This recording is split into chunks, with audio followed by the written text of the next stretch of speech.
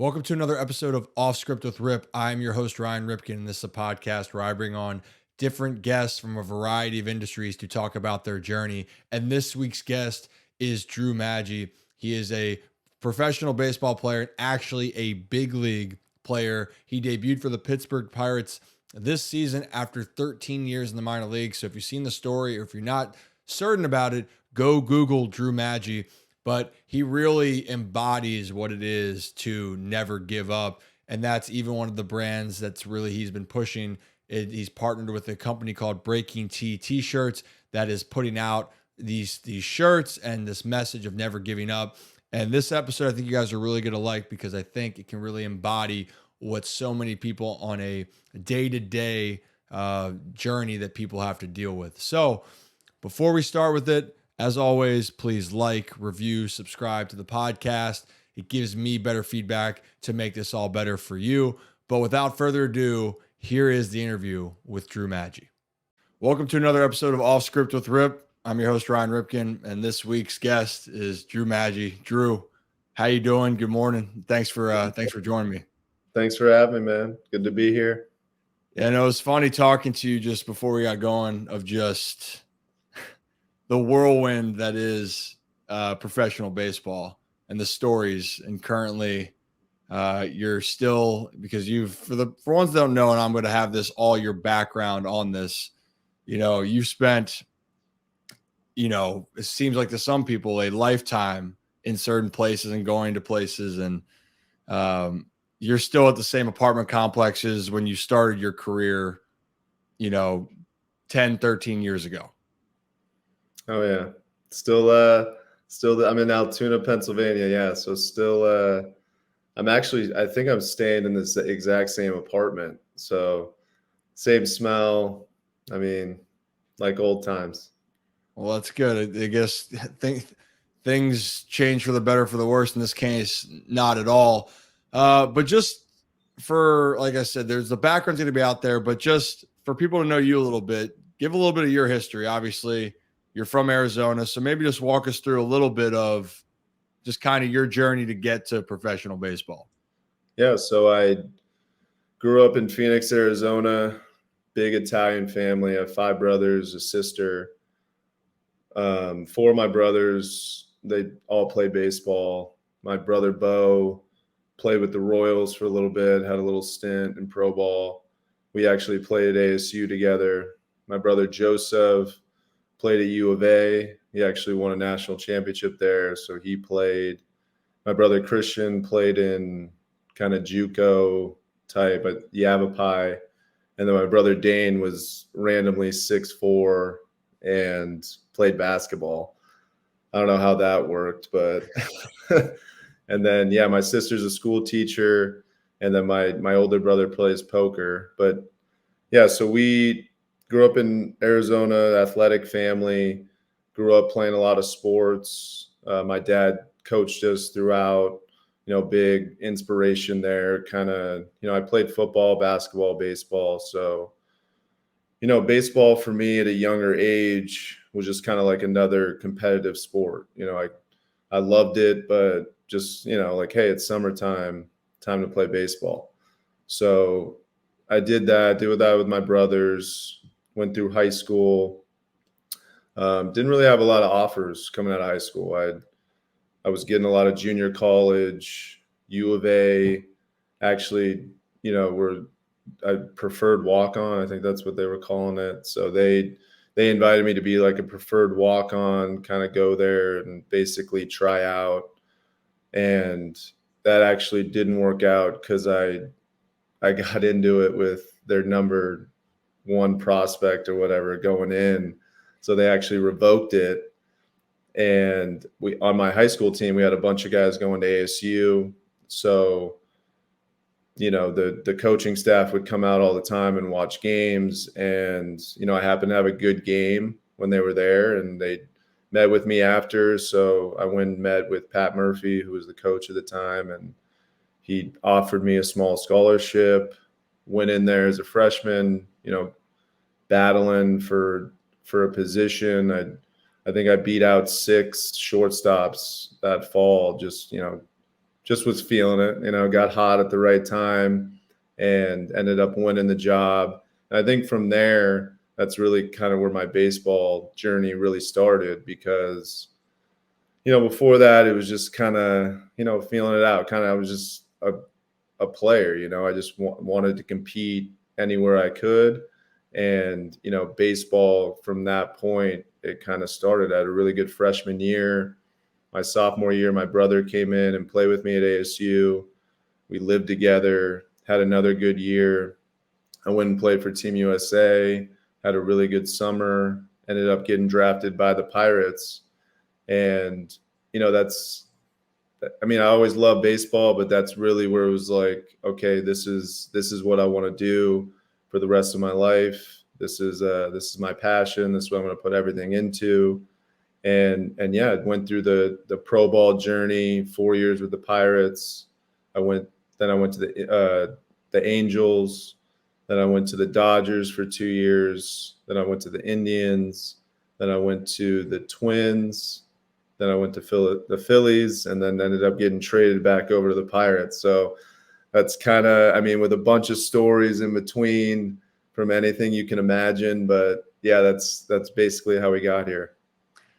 It's funny. I knew that the list was going to come from just where it was here to there to there.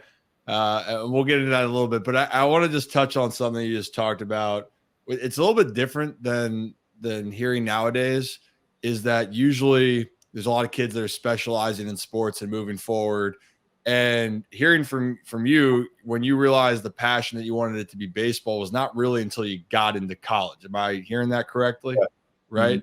Mm-hmm. So when you were younger, you didn't have necessarily a favorite sport, or did you have another sport you really liked of those sports, or it's just, you just love the competing factor year round? Well, I always loved baseball, but, just coming from, a big family, we would play 2-on-2 basketball. We would play 2-on-2 football.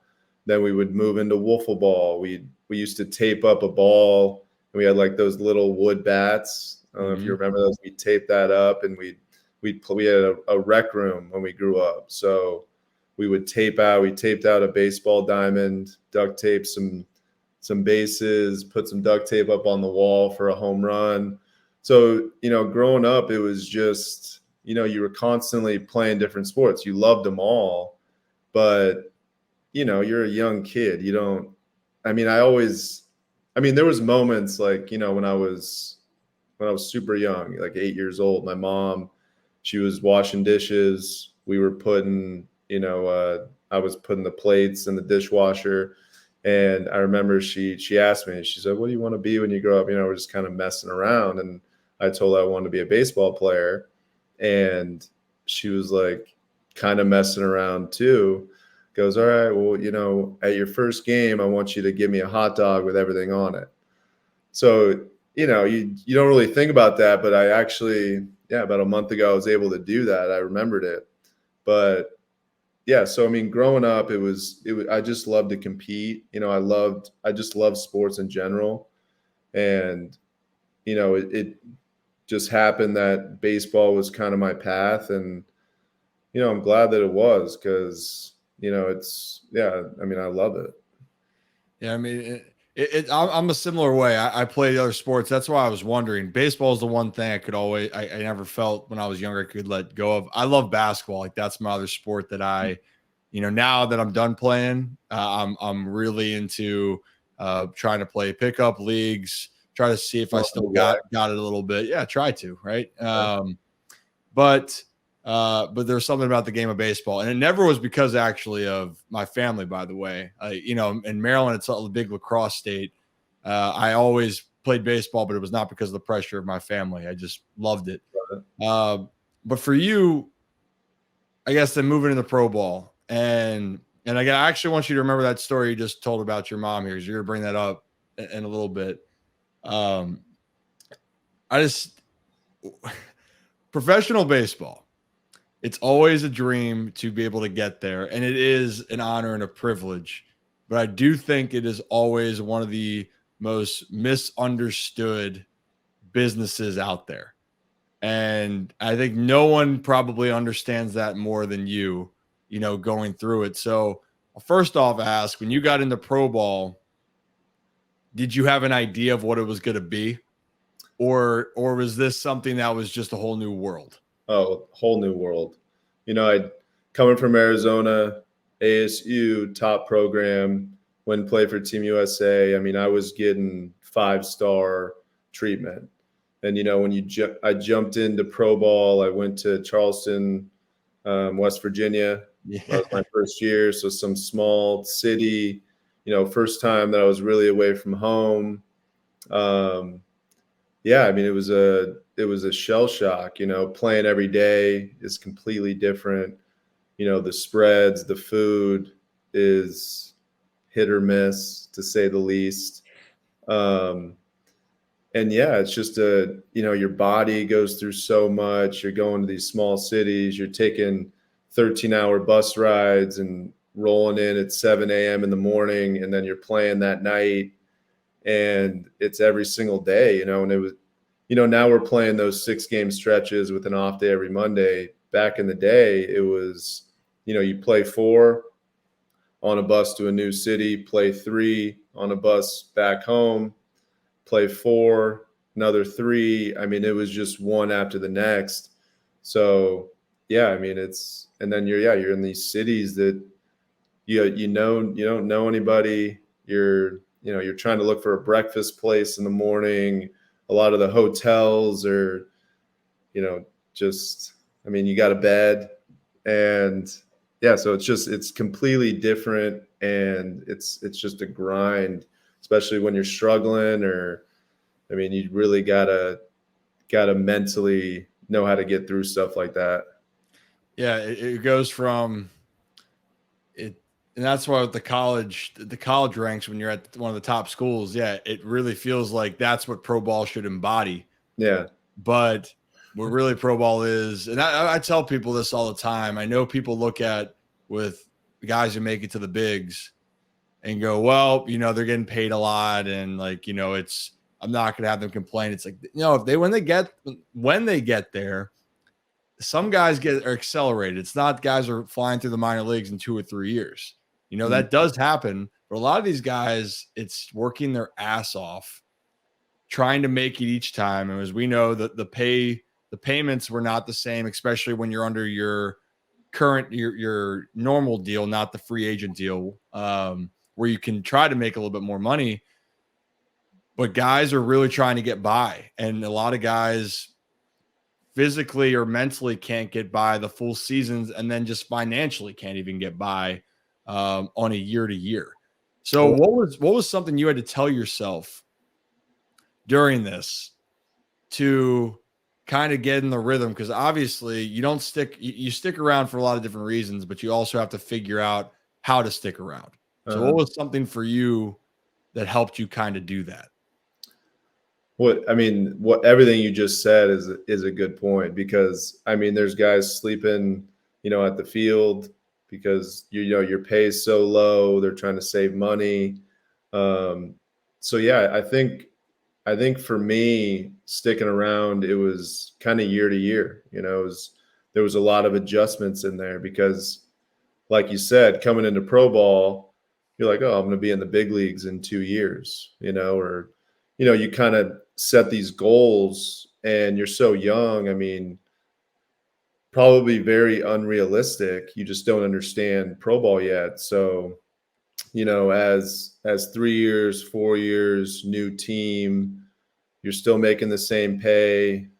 You really, I mean, for me, it's like I didn't even really understand, money, and just like, the whole, you're really becoming a man and an adult throughout this process. So, you're growing through that. But yeah, so it was just year to year for me. It was more like, at the beginning of my career, it was like, how can I get better at baseball? And then, I kind of mastered some things, made a bunch of adjustments to my swing, met a lot of great people that helped me adjust, because I came in and I was raw. I thought I had it all, but I was very raw. My hands, were stagnant. I didn't know how to use my legs. I mean, I had a good approach, but really when I went to the Dodgers is a guy named Mayshore. He, I came in and we played like a practice game, a 6 inning little inter squad. And after the game, he goes, "Hey, come with me. We're going to go in the cages." So we went in the cages, probably about 4 hours. And I mean, he taught me a step back drill. He taught me how to barrel tip, kind of accelerate through the zone. And we were working. I was hitting like Barry Bonds for a little bit. I had my hands down low, like Jay Buhner. Hands up high. I was tipping backwards. I was doing the step back, and he was just telling me to fire my quad. I mean, I couldn't walk for like 3 days. But from there, it was I kind of pieced together this swing and, really kind of accelerated my hitting numbers and, kind of became more big league ready. And, there was a long time where I was big league ready. I was playing very well, probably could have made my debut a while ago. But I think from there, for me, in order to continue to play as I got older, because, in this game, 28's like 40 in the real world. Yeah. You're looked at in a whole different way. So as I got older, I really had to adapt to kind of being a culture setter in the locker room and, just really good with people, really good with the younger players, and also have to be a good player. So, for me, for that, in that regard, I had a lot of great mentors, as because when I was younger, I looked up to the older guys. When I first got here, guys like Brock Holt, who was a couple years older than me. I watched everything he did, really tried to learn from him, and that was more of a baseball sense. And then, when I got with the Indians in 2017, Mike Napoli came into camp, and he ended up going to AAA. So I got to play with him, and just watching him in the locker room, the way what he brought every day to the team, and just keeping guys loose, allowing guys to kind of be themselves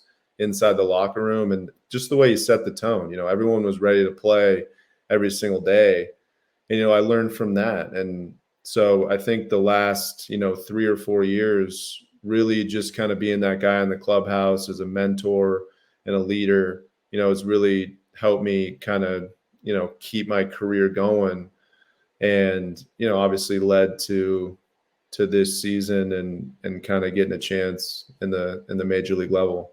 So then at what point then, because looking back, it looked like 2016, 2017 would have been that reference point you said where you felt like you were ready and you weren't. But I tell people all the time, it doesn't always come for players, even when they think they're ready, because teams are, viewing different players, differently. I could use that verbiage or verbiage better, but that's the reality of the sport. They pick and choose who they're going to elevate and who they want to see get that opportunity.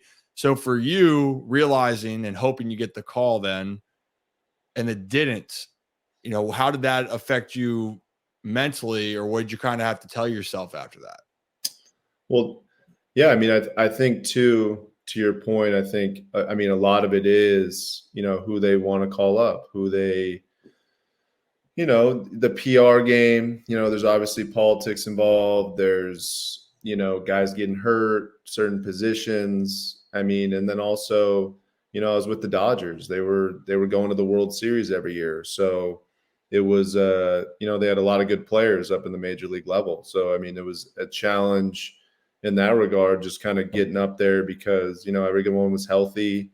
And, if they needed a guy, they would go on the market and, get a Josh Donaldson or a Manny Machado. So, yeah, but, 2016, 2017, I really kind of developed, my skills, just kind of advanced them to where I felt very confident as a player, to where I was probably ready for the big leagues then, and, put up some good seasons. And then, yeah, I think in 2019 with the Twins, I really thought I was going to get called up, but that was also the year that they broke the home run record. So they went to the playoffs. So, it was just kind of, I was just in really good organizations, which, helped me too, because, the Dodgers AAA team had a bunch of studs in it. So it really helped me, put up good numbers and good seasons because, playing with good players, it helps you, good people in the locker room, guys that love baseball. It makes the season so much better. So, and then, 2020 COVID happened. So I was in the alternate site for over 100 days, just kind of going to the field, taking batting practice for 2 hours and then going back to the hotel. So missed a season there. And then 2021, I had my best season. And, that was the year that I actually did get called up. We went to Toronto and, so. Yeah, I mean it's the journey, and it's the process, right? Mm. And in some cases it's trying to persevere. I guess I should ask you this through all of it, because then you're fluctuating back down between, triple A, double A, the whole part of it. Did at any point for you to get like that debut, that feeling, did it ever cross your mind that it wouldn't happen? I definitely, like I said earlier, I mean, at the beginning of my career, it was like going to the big leagues this year, this year, and slowly as I got older, it kind of became a hang on mentality, kind of more day to day, let's just try to have a good season to kind of be able to play the next year, it's so obviously, getting to the big leagues, was always the goal, but it just became less and less important as I got older because, I love playing. So it just became, if it doesn't happen, something I had to accept is, I love playing baseball. I'm still doing what I love. I'm going to the clubhouse every day. I'm doing the same thing the big leaguers are doing, just, obviously for a lot less money and on a, way smaller scale. But the love of the game has always been there for me. So it was hard in a lot of ways, but it was also very easy because, I'm still playing every night and, still having a good time. Yeah. Well, and a lot of things, this is all temporary in the sense, right? This isn't a career where you can go, you know what, I'm going to play baseball for the rest of my life. Mhm. And it's not something that you stop and you come back and go, hey, I want to keep playing. That's great. We've moved on, Yeah. you know? I tell people that all the time. But I went through that in the sense where I had moments where I was frustrated constantly for a lot of different reasons. But where I'd have, that was my moment of looking at him like, this is not a lot of people get to do this. I love doing this, and it doesn't last forever. And so take it for what it is, enjoy the ride, and you're still gonna have a lot of great experiences. Like I don't regret anything through pro ball, but there are a lot more. It feels like there can be a lot more downs than they are ups, but my experience, like it really, the whole thing I wouldn't change. Mhm. Because it kind of embodied what I did. But we'll get to more of the fun part for you, because then you finally, I actually I love the fact with when the video and the presentation. Obviously, you didn't know what was happening when you're getting called up. Um, was that even a normal? Obviously, it wasn't a normal meeting, but was there any hint or thought before going into that speech of the viral video? Well, what was so funny about it, I mean, in double A, you just have meeting after meeting. Yep. So getting the team together and have a meeting is very normal. And we knew it was going to rain the night before. So our manager he was like, hey, the game was at 4. It was like, show up at 2. We're going to hit in the cages at 3, just kind of roll into it. So it was one of those days. Yep. So, it's 1:50. I call an Uber on my way to the field. It's about 20 minutes away. I get a text from Krabby's or the team group chat that says, hey, team meeting at 2. I'm like, all right, I'm not going to make it. So I texted him and I said, I was just like, hey, I'm about 20 out. I'm not going to make the meeting. And he just said, okay. So I got an Uber, was on my way to the field. I'm getting texts from the entire team. this is so Bush. Where are you? You would be the only guy not here.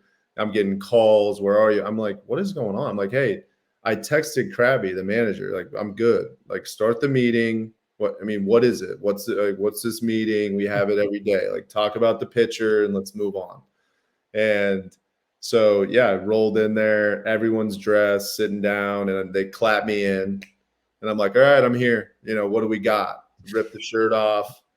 And I could tell right away that it was serious. It was a little different, just by his tone of voice.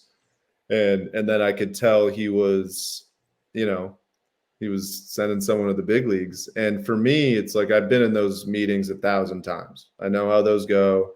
So in my head, I'm kind of like, I was like, all right, who is it? Who's going to the big leagues? Kind of looking around, thinking about who it could be. And then, yeah, when he said my name, just, yeah, complete shock, mind racing, body numb, can't feel your hands or your feet, kind of don't know what to do.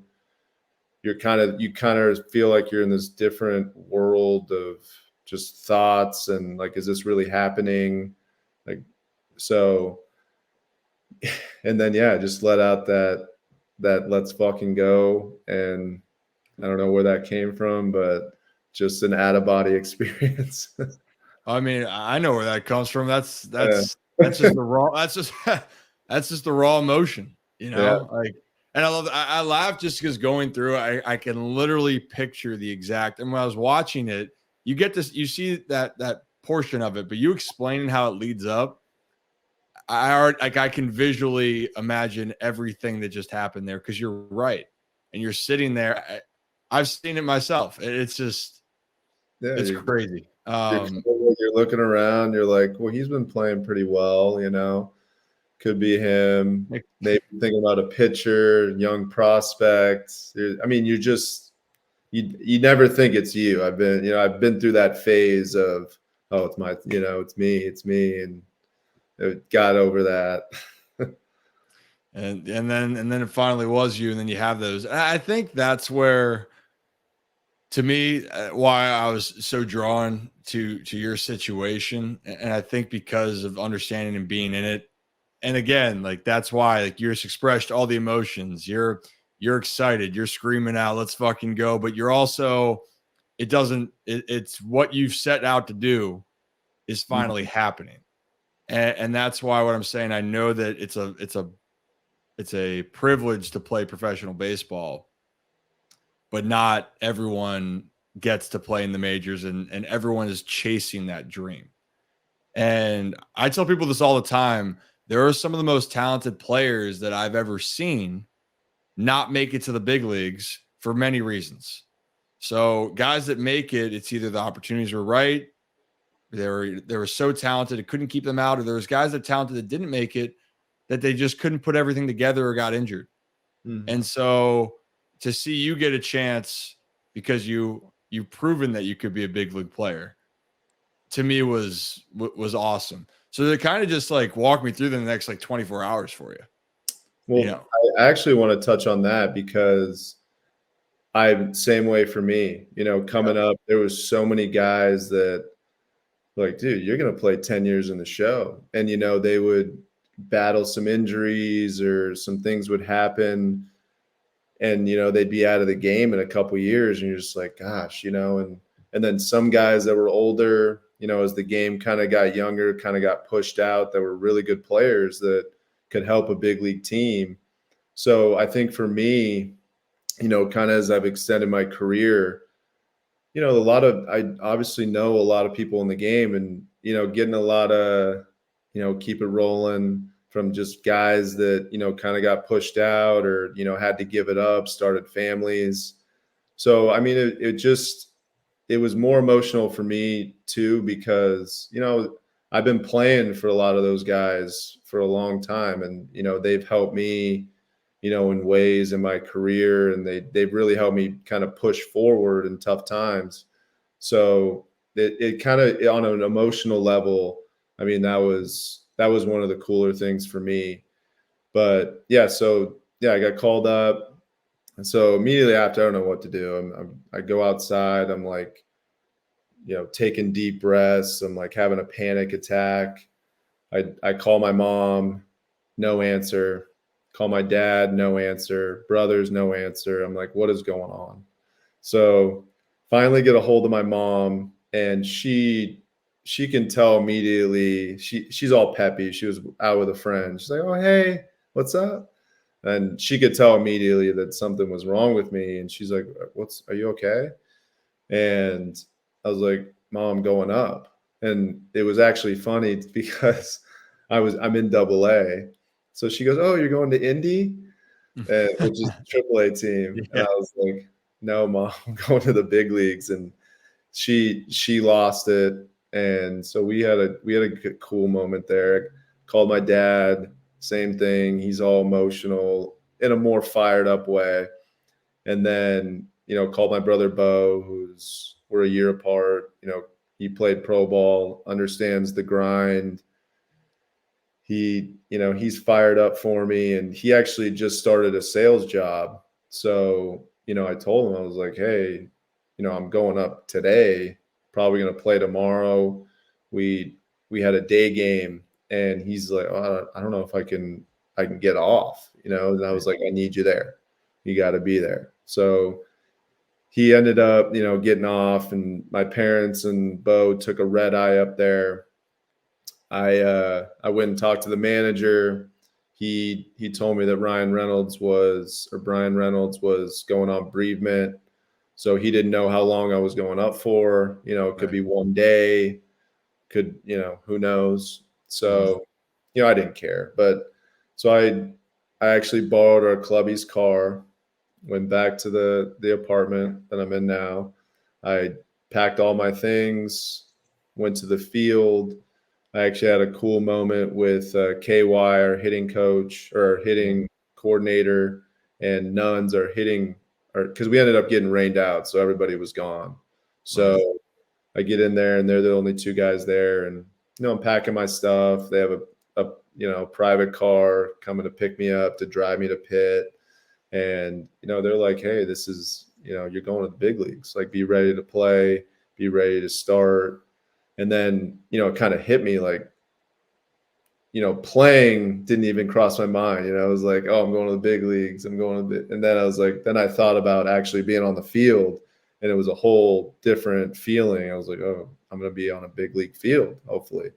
And so, yeah, I drove into Pitt, which was cool on the way there because it's a beautiful drive from Altoona. It's just green, Mhm. mountains, rivers, lakes. So, and I ended up, making calls. I was scrolling through my phone, kind of, because, like, through the grind, you don't really do that. You have to be, your mindset has to be so forward and so on to the next thing, and just where your feet are, so present.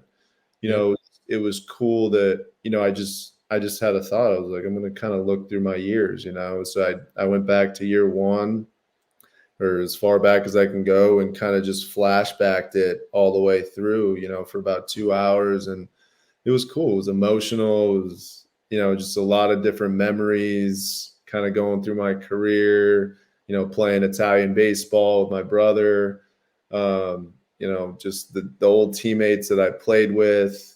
It was just like a cool experience driving. And then when I saw Pittsburgh, the city, I mean, it's a beautiful city, the bridges, everything, and rolled into there, went up to the hotel room, you know, from my window, I could see the stadium. I actually got in at nighttime, so they were already playing. So the lights were on, guys were on the field. I ordered some room service, threw on a robe, ordered some food, watched the game. So I mean, yeah, it was the whole that whole day, and kind of leading into my first. I mean, I wish I could just have slow mode it and just slowed time down, because it was just awesome. Oh yeah. I mean, I think the cool part is you reflecting on all of it, and then coming back to this is what it is. And of course, it's always the moments that we wait for. You wish you could just be there a little bit longer, Hmm. and but at the same time, the fact of being able to know how you got there makes it even that much sweeter. And I'm glad you took it all in, because Yeah, it would be a shame if you didn't. I was, Uh, I'm going to enjoy this. I told him to myself, because there was actually a moment too where, I was giving all these interviews, and my brother Bo was with me, yeah, he's like George Costanza from Seinfeld. So yeah, I give an interview, he's in the room, and I'm just being real. I'm just being me. And Bo's, he's just hilarious. He's like, you can't be that. You can't be real. Like, this is going everywhere. This is media. And I'm like, Bo, I'm embracing this. I'm just giving them me through and through. I don't even care. Like, I'm gonna, I'm gonna take this all in, and I'm gonna give everyone what I'm about, what I've gone through, because a lot of it's hard. Like, there's so much, if you want to call it trauma, just tough moments throughout your career. You go through relationships, friends, new friends, old friends. There's just so many moments in 13 years that a lot of it you don't want to talk about. You bury it up inside because it's a choice. You got to be positive to move forward and kind of learn from all that, the bad stuff, and make adjustments and kind of go forward. But for me, it was like, when I got asked a question, it was like, I'm going to be authentic, and I'm just going to give people the Drew Maggi story. And I'm glad that I did, and I just really soaked in just where I was in the moments, and tried to slow everything down, the best I could, just to, just enjoy it, because it was everything for me for so long. yeah. Well, and the thing too is that's the beauty of it. You could tell that authenticity, not even just with the interviews or all the media stuff, just how you carried yourself, what you did. And that's the thing is, I didn't even know you before, us or me reaching out to you. So thanks for popping on. But that's the type of feel. And I think that's what a lot of people nowadays don't always understand, or they don't always feel that with people that get to it, even get to these certain levels. Some guys are more relatable than others. That's the reality of the world. Um, but if you're able to show who you truly are, it's only going to ring true the entire moment even more. Mhm. And especially in a sport where, I think just sports in general, people idolize guys. Like, I grew up with that. People idolize my dad, and rightfully so. Like, he did some things. Yeah. Yeah, he did some things. He was pretty good, but people appreciated, also what he embodied and what he did, and Mhm. how he carried himself on a day-to-day basis. Like, that was a little thing that people could relate to. Some guys, some cases nowadays, a lot of people might love a player, but they don't know if they fully relate to that. So to Mhm. have someone come up there and just be themselves off the get-go, it to me is just one of that's, if you can be yourself at the highest stage, that you're doing something right. So I love the fact that you stay true to it. Mhm. So again, we'll keep going here, just because I guess this is the meat of it, right? Even Yeah. though I've actually enjoyed every single part of it. This is why I wanted you on.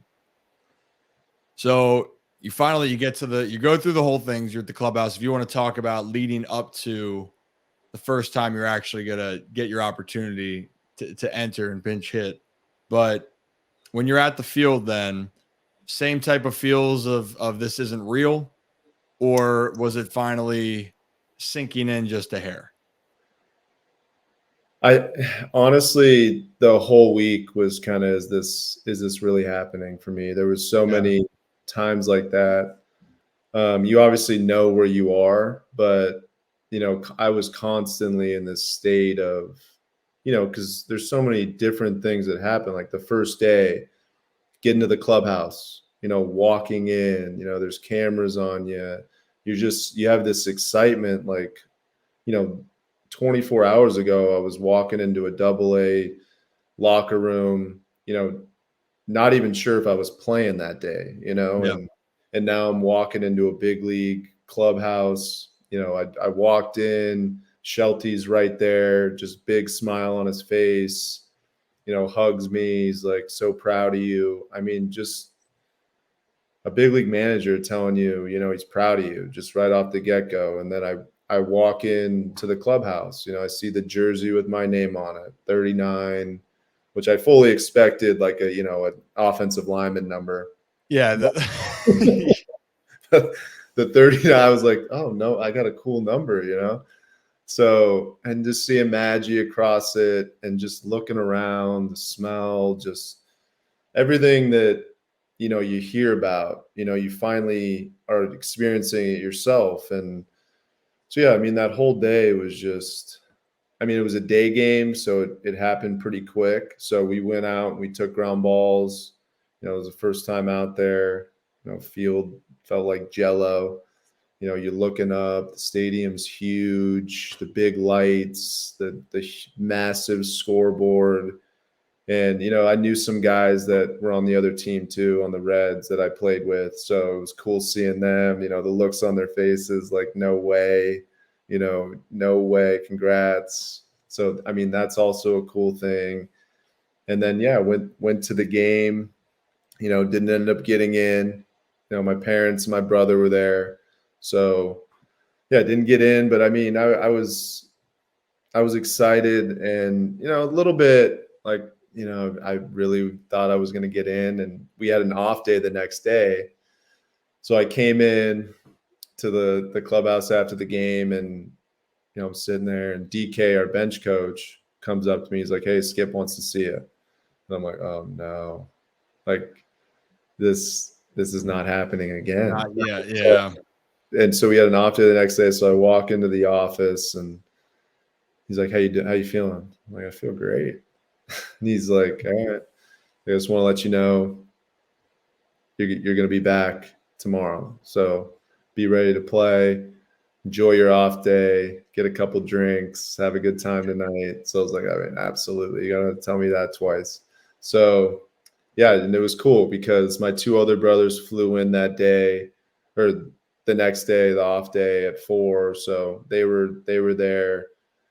So, yeah, then we had dinner. We went to Italian dinner that night. Next day, we had a night game. So felt, a little more like a baseball game. Dodgers were rolling in. So I went to breakfast with my brother. We walked around the city a little bit. My 4 brothers and I, we walked to the field, set me in. And then it was cool because that day was, you took BP on the field, kind of had a more normal day. You ate. They have a sauna in the big league clubhouse, which, I dabbled in, got a nice little sweat. I was using all the amenities. You should. It felt like a spa day. So yeah, led into the game, really thought I was going to get in again. Didn't get in. So, and that game, actually, a couple of my friends that are from the Boston area came in. So it was cool seeing them. We went to McFadden's after the game. They actually were holding up my spring training jersey in the crowd and like chanting. It was funny because Rebello came up to me, he was like, he's the third base coach. He's like, I saw your jersey last night in the stand. Someone was just holding it up, and in my head, I was like, yeah, it was one of my good friends. But so yeah, I didn't play. So it was tough because you're just constantly thinking, you're just so locked in to getting in, and then it didn't happen. So, and then you just don't know how long you're going to be there, because the first time with the Twins, I thought I was going to get an AB. We rolled into Chicago, and then just like that, as quickly as I went up, I went back down. So you're constantly in this state of mind of at any moment you can get a call. So the next night, same thing. BP went through the ground balls, and then got into the game. Just a long game. Every game just felt like an eternity. Family in the crowd. And yeah, in the 8th inning, Shelty came up to me. I'm loose the whole time. I'm just, all right, just be ready. And Shelty's like, hey, Madge, you ready to hit? I was like, yeah. Cut McCutcheon's spot was coming up, which, I thought was awesome that he gave that up for me. And Shelty was like, Kutch, you're down. Madge, you're up. So from that, then you're like, oh, oh shit. It's on. Shit, it's on. So yeah, I went up to the bat rack, and I'm looking like, how it is. Like, where are my gloves? Like you're Yeah. just in this panic. And so I find my gloves. I'm like trying to breathe, slow it down. Like this, just constantly like, this is the moment, this is it.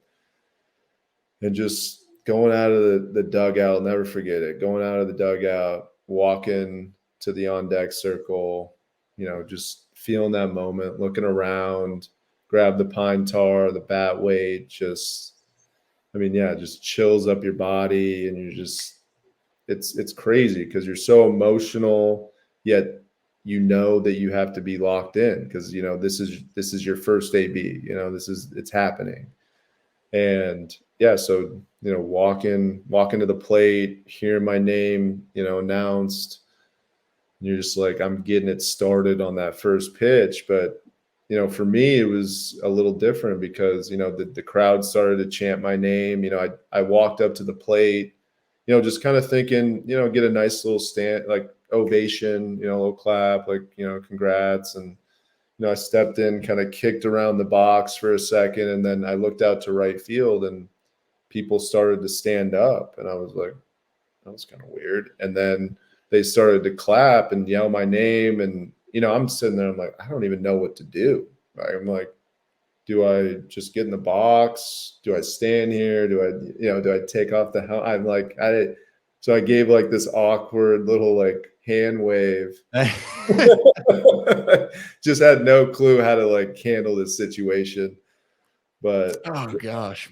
so I was thinking of it though. If you had a standing ovation before, or when's the last time you had one, period? I mean, I've gotten like a big hit standing ovation, but I mean, never anything before my at bat. I mean, or like the crowd chanting my name, like never. I was like, what is going on? This is crazy. And was it, correct me if I'm wrong, then that at bat, did you get a pitch clock violation on that at bat? Yes, I did. I mean, this whole pitch clock thing is just a whole different topic. Yeah, that's a whole different subject that we could jump into. But I was thinking that the entire time, like, there is no way you are getting called for a pitch clock violation. Not on your court, but I'm just thinking, I'm like, let's just look at the moment here.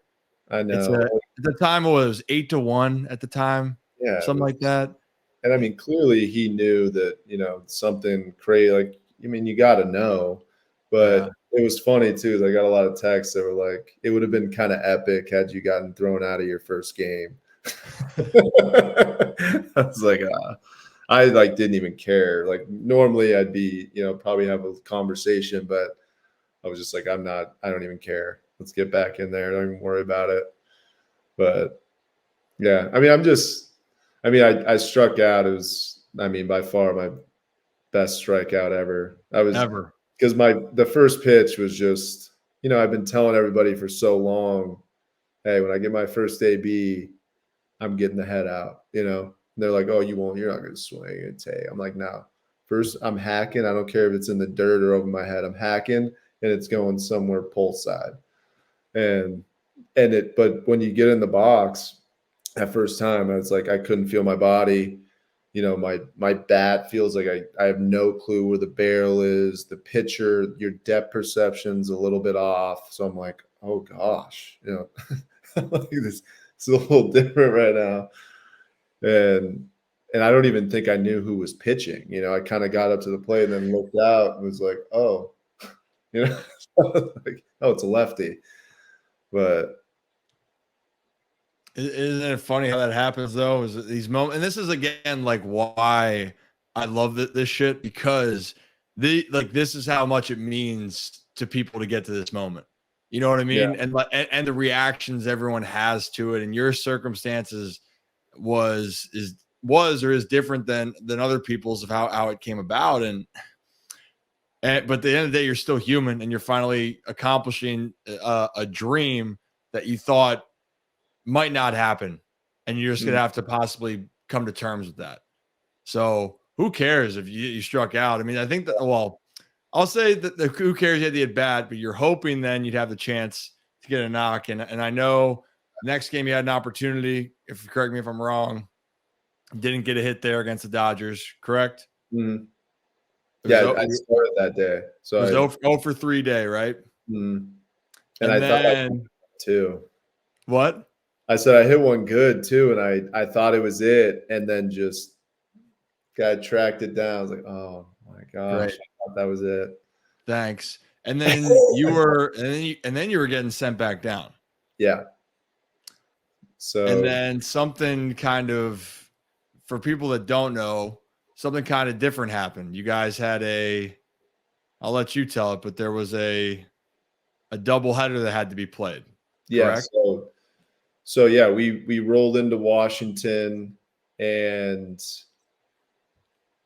yeah, I was feeling good. We rolled into the Ritz after the Dodgers day game. I started, didn't get any hits, but we won. So took a 45-minute flight to DC.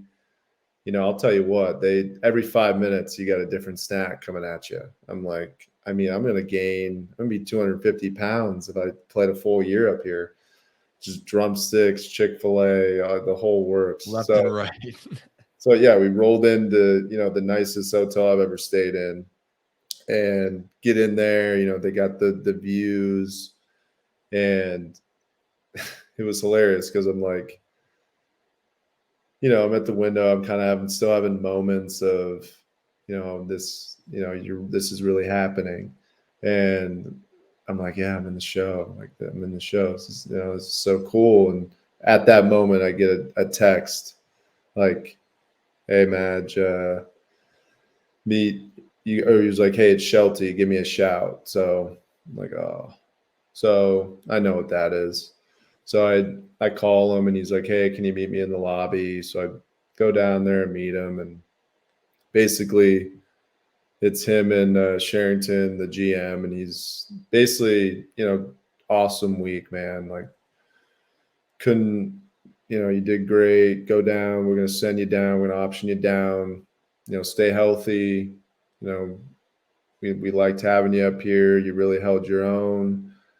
We'll, obviously long season, just be ready to go. So it's like, all right, shook hands. Thanks. Went up to the room. Just kind of, I was like, kind of looking at the positive and negatives. I was like, Yeah. this all happened. It's awesome. My parents got to see me on a big league field. Friends were there. Got my first AB. Got to start. But like you said, the hit. I really, really wanted that big league hit. So my mind would kind of go to that. So I was just kind of, my head was spinning. So like, you know what, I got to get my mind off this. I'm gonna go get a haircut. So I look up haircuts. So there's one a mile away, and it's raining. So I'm like, I don't care. I'm going to walk. So I'm walking, immediately realized it was a terrible idea. Yeah, for sure. I get to the hair salon finally. I'm soaked. I walk in, and everyone's just staring at me like, okay, you're covered in water. And I'm like, hey, can I get a haircut? And they're like, do you want a towel? I'm like, yeah, I have a towel. So I get a haircut. 30 minutes go, probably 30, 45 minutes, and check my phone after, and I have 9 missed calls from Shelton. So I'm like, oh shit. So I call him back, and he's like, what are you doing? Where are you? I'm like, oh, sorry, I was getting a haircut. So he basically tells me like, hey, it's raining. I don't think we're going to play tonight. If we don't play, you're going to be a doubleheader tomorrow, and you're going to be able to be the 27th man on the roster. So kind of hang out. I'll let you know what happens. So I'm like, in my mind, I'm like, oh, here we go. Like, come on, rain. Come on, rain down on me. So I Uber back, get there. Good So call. the next like 3 hours, I'm just staring at my phone. Just come on, come on, come on. So finally get the text saying, hey, we're rained out. We'll send you the schedule out. Be ready to go tomorrow. So, in my head, I'm like, doubleheader, have to play. Everyone plays Right. a doubleheader. So Right. first game happens, don't play. Face the lefty, thought, possible start, but didn't happen. So I went through the 9. Thought I might be starting the second game, didn't start. I'm like, oh no. So yeah, the game kind of goes, and thank God to the guys because they put on a hitting display. A So clinic. a clinic. So we got a big lead. So then guys started to tell me like, hey, be ready, like you're gonna hit.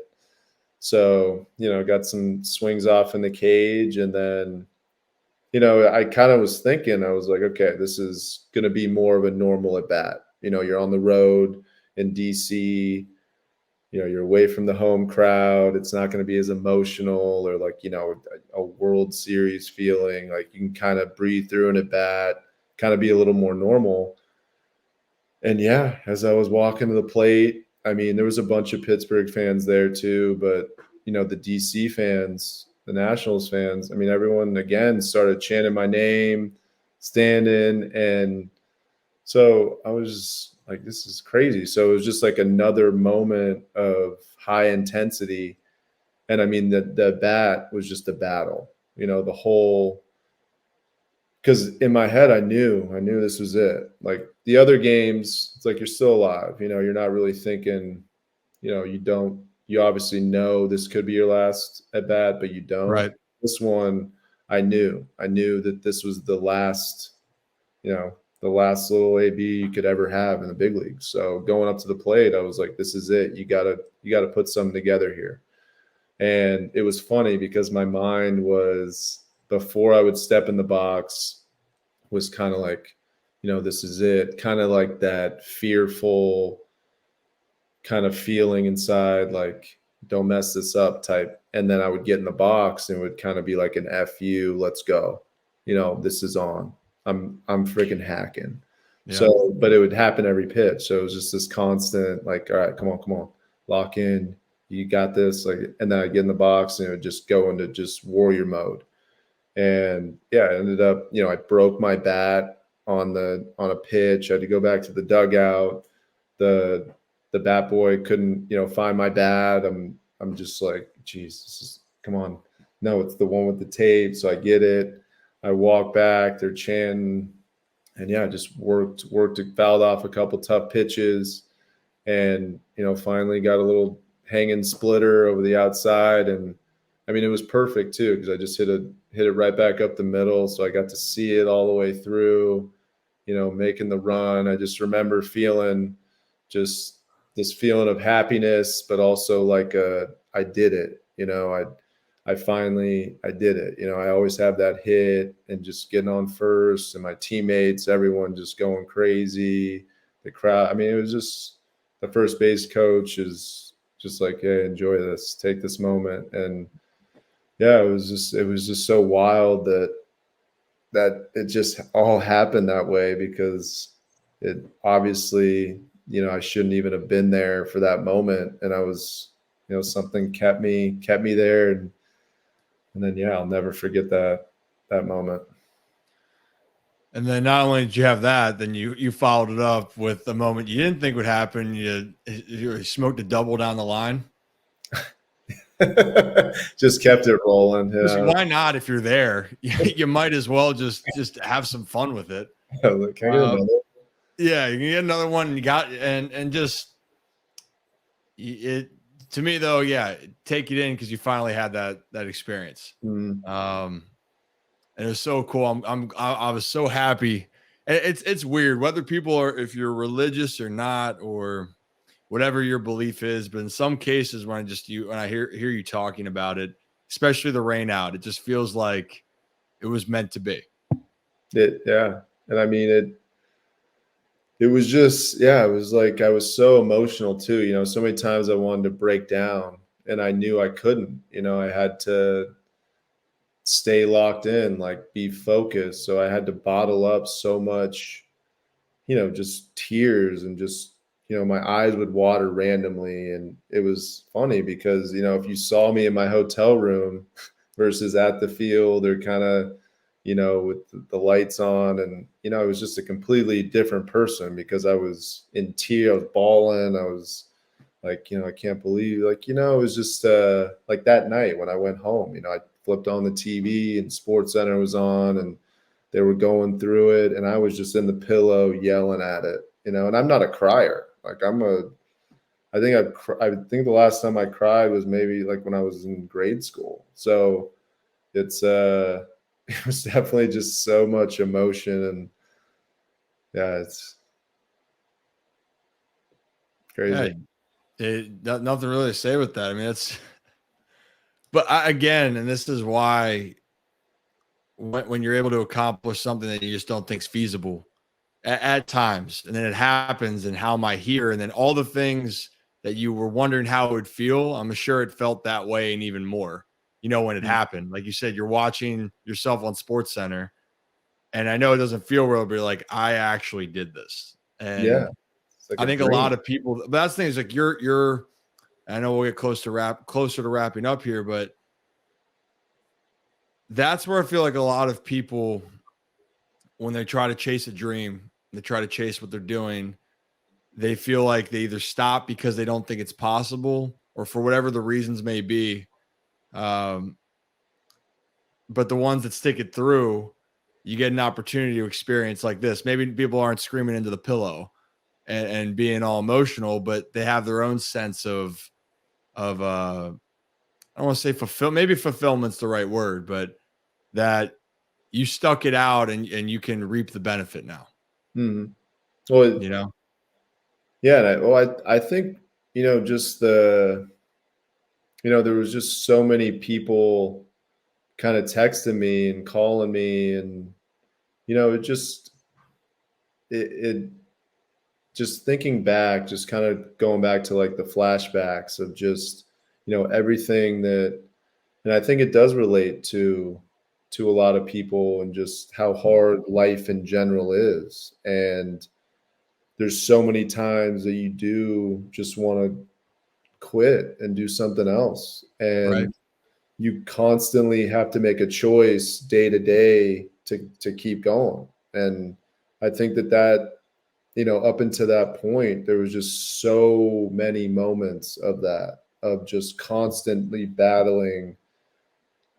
I'll do something else, or just, I'm done, or, and then you get right back to, no, let's get to work, like something remotivates you, re-energizes you, and then you're right back to work. But there's so many flip-flops of that, and life in general, no matter what you do, that's just how life is. You just go through that. So I think that, finally, being able to achieve that dream, I think it just kind of like people can look at that and just say, never give up, because in the end, something crazy can happen. And it's just like that. Like everything has just changed for me. It's just such a quick moment of just getting an opportunity. And a lot of it was just me putting my head down and just doing the right things. And,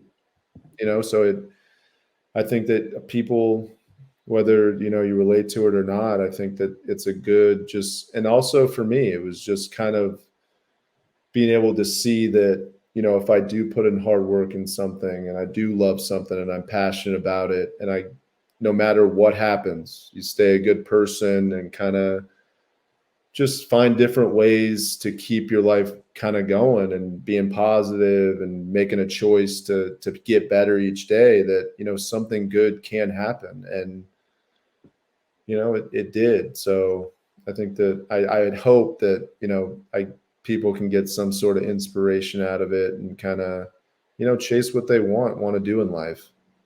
Hell yeah. I mean, I think so. I mean, you have me inspired over here to continue on because like I'm starting over, right? And you're in a different career, and I have to go back from putting in all the efforts, and you have those constant doubts, right? Mhm. And but if you keep putting your best foot forward, you keep putting in the work first and foremost, and you have a better attitude about what you're doing, you things seem to play out as long as you're able to keep those two things. Which kind of leads into is, as we wrap up here, you partner with Breaking Tea. And so I have the links out for it. But you partner with Breaking Tea, a t-shirt group company, and your brand of Never Give Up. You have shirts, hoodies. Apparently on this, I'm seeing a V-neck shirt. Oh yeah, Uh, gotta have the V-neck here. you got to, and I see it. You're rocking it. I used to have a ton of the V's, but I actually got to get them more in my arsenal. I was like 245 when I played, and now I'm down to like 220, 225. So clothes don't fit as well as they used to. Yeah, no, you got a whole new wardrobe. Believe me, and I just moved places, so I haven't even half those clothes didn't even come with me. But anyway, talk to me a little bit about, so you partner with it, the brand. So yeah, go ahead. They reached out to me and my agent and just were like, hey, we want to put some shirts together to, send out to people and kind of a reminder of, your journey and stuff. So, we were kind of thinking of things to put on it. And, I was just like, never give up.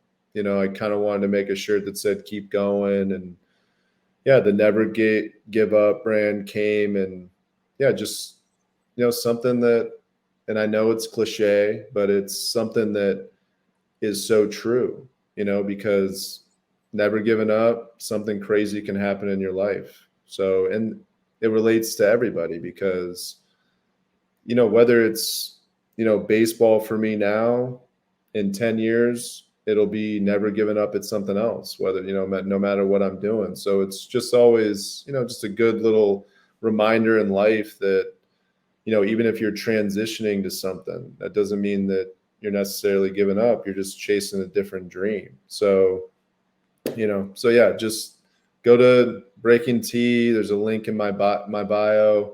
Drew Maggi 1's my Instagram. So yeah, if you're interested in buying the tea, go for it. And yeah, do what you love. Yeah, we'll blast that around here on social. I'm gonna get my hands on one of those. Add to the cause for you. Get the V-neck. What? Get the I gotta V-neck. get the V-neck. But I don't know if you know what. For that, I will order the V-neck. If you don't get it, I'm gonna send you one. Okay, fine, deal. Either one. I will proudly rock that V. Oh yeah, probably on here. Yeah, but I'll say this though, because I usually do like a closing of advice, but I think it embodies what your messaging is with your brand. Never give up, because no matter what you're doing, you got to keep going. And if you keep going, you're going to find yourself getting into something that maybe you never could have imagined happening, but you can't do that unless you keep grinding through. 100%. Cool. Well, Hank, that's it. Hopefully that was not too painful for you. Yeah, that's all I got, Drew. I really appreciate you coming on, and we'll talk more in the future. Thanks for having me, brother. That does it for this week's episode of Off Script with Rip. I hope you enjoyed the interview with Drew Maggi. And as always, if you liked this podcast or this episode, please write a review, like, and subscribe. Again, I want to make this better for all of you. So please, all the feedback is good feedback. But that will do it. And I will see you next week for a brand new episode of Off Script with Rip.